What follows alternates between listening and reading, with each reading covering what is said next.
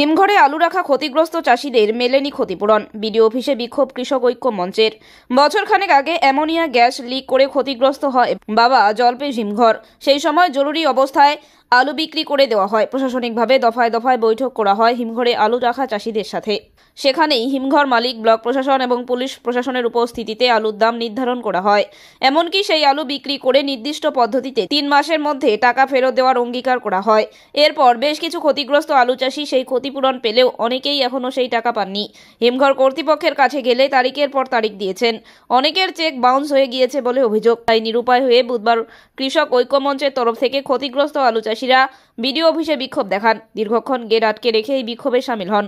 খবর পেয়ে ঘটনাস্থলে পৌঁছায় ময়নাগুড়ি থানার পুলিশ। পরে বিডিও অফিসের কর্মীরা এসে তাদের সেই অভিযোগ জমা নিলে বিক্ষোভ তুলে নেন।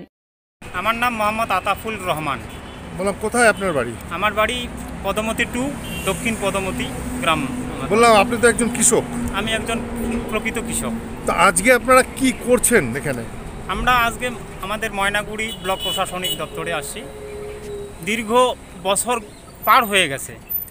আমরা বাবা জলপেশ হিমঘরে আলু সংরক্ষণ করেছিলাম, কিন্তু সেটা যান্ত্রিক কারণে হোক বা যে কোনো কারণে হোক সেটা হিমঘরটা নষ্ট হয়েছিল এবং আমাদের যে আলু সংরক্ষণ করে রেখেছিলাম সে আলুগুলো নষ্ট হয়ে গিয়েছিল।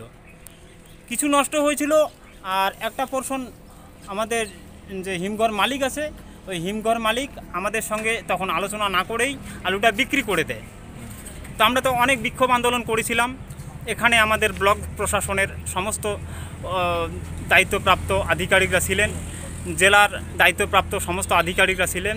তাদের সকলের উপস্থিতিতে একটা মিউচুয়াল হয়। সেই মিউচুয়ালে কৃষকদের যে আলুর ক্ষতি হয়েছিল সেই ক্ষতিপূরণ বাবদ লাল আলু 9 টাকা 50 পয়সা এবং সাদা আলু 9 টাকা দাম হিসাবে ধার্য করা হয় এবং সেই টাকাটা 3 মাসের মধ্যে হিমঘর মালিক সমস্ত ক্ষতিগ্রস্ত কৃষককে প্রদান করবে এই আশ্বাস দিয়েছিলেন এবং সেটাকে সম্পূর্ণরূপে দায়িত্ব গ্রহণ করেছিলেন আমাদের ময়নাগুড়ি ব্লকের যিনি তখন দায়িত্বে ছিলেন বিডিও।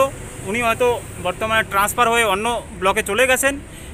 মানে আমাদের ময়নাগুড়ি ব্লকের যিনি বিডিও ছিলেন উনি দায়িত্ব নিয়েছিলেন যে কোনো কৃষক যদি টাকা না পায় তো সোজা চলে আসবে আমাদের ময়নাগুড়ি বিডিও অফিসে, তার উপযুক্ত ব্যবস্থা করে কৃষককে ক্ষতিপূরণের টাকাটা আমরা পাইয়ে দিয়ে দিব। কত তারিখে ডেট দিয়েছিল আপনাদের?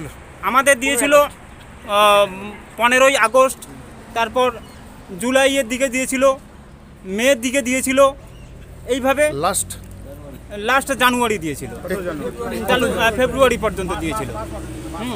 কত জানুয়ারি বলেছিল সেটা 31শে জানুয়ারি, যে 31শে জানুয়ারি আপনাদের টাকাটা দিয়ে দেওয়া হবে।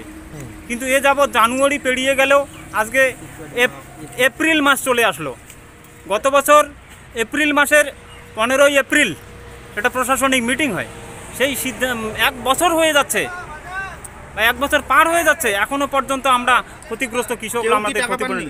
হ্যাঁ, আমরা পেয়েছি কিছু সংখ্যক পেয়েছি, কিন্তু অনেক সংখ্যক কৃষক এখনও পর্যন্ত ক্ষতিপূরণের টাকা পাননি। এই ক্ষতিপূরণের টাকা না পাওয়ার কারণে বিডিও অফিসে আসে? যেহেতু আমাদের ব্লক প্রশাসনের সর্বময় কর্তা আমাদের বিডিও অফিস বা বিডিও ব্লক প্রশাসনের ক্ষেত্রে, তো আমরা সর্বময় কর্তার কাছে এসেছি যে আমাদের ক্ষতিগ্রস্ত কৃষকদের ক্ষতিপূরণের টাকা অতি দ্রুত প্রদান করা হোক, তা নাহলে আমরা গণতান্ত্রিক পদ্ধতিতে বৃহত্তর আন্দোলনে নামতে বাধ্য হব। আজকে তো আপনারা বিক্ষোভ দেখালেন। হ্যাঁ, আমরা দেখেছিলাম। নামি দামি কোম্পানির মুঠোফোনের বিশ্বস্ত প্রতিষ্ঠান কুল ক্লাব মোবাইল শপ। এখানে আপনি সহজ কিস্তিতে 0% সুদে OnePlus, Samsung, Vivo, Oppo, Realme, Tecno, Nokia, Infinix এর মতো নামি দামি কোম্পানির সব ধরনের স্মার্টফোন কিনতে পারবেন। এছাড়া ছোট কিপ্যাড ফোন সহ রয়েছে ফোনের অ্যাক্সেসরিজের বিপুল সম্ভার। আমাদের কাছে পাবেন অনলাইন ক্লাসের জন্য উন্নত মানের অ্যাক্সেসরিজও। আমরা ফোন বিক্রির সাথে ক্রেতাদের 100% সার্ভিসও দিয়ে থাকি। তাই নতুন ফোন কেনার জন্য আজই আসুন কুল ক্লাব মোবাইল শপে, কামারপাড়া বর্ধন প্রাঙ্গণের বিপরীত দিকে।